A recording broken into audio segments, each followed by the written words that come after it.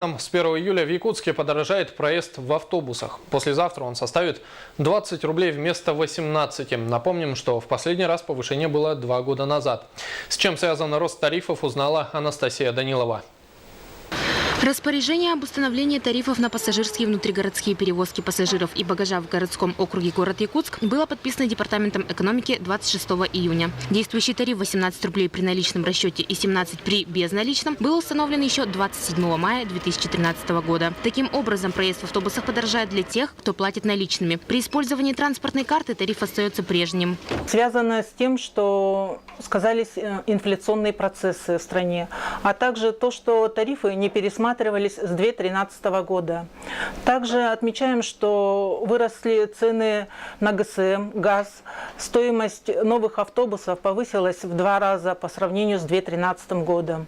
Глава некоммерческого партнерства «Союз Авто» Сергей Максимов сообщил, что в ближайшее время жители столицы будут ездить в общественном транспорте по новым билетам. Пластиковые карты будут содержать энное количество поездок. При приобретении карты оплату поездки обещают ниже максимальной стоимости. Пробную систему пластиковых карт установят уже на следующей неделе.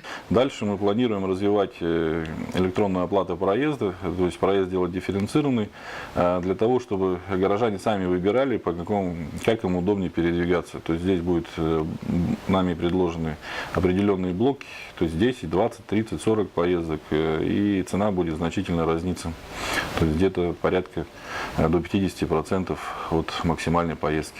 Я считаю, что это недорого. Вот в Тамоте там 22 рубля, например, а у нас 20. Конечно, наши шофера что-то убыток имеют. С одной стороны, дороже становится проезд, а с другой стороны, автобусникам все равно надо повышать. Я считаю, нормально, потому что топливо дорогое, поэтому и проезд должен быть соответствующим. Если все дорожает, то почему нет?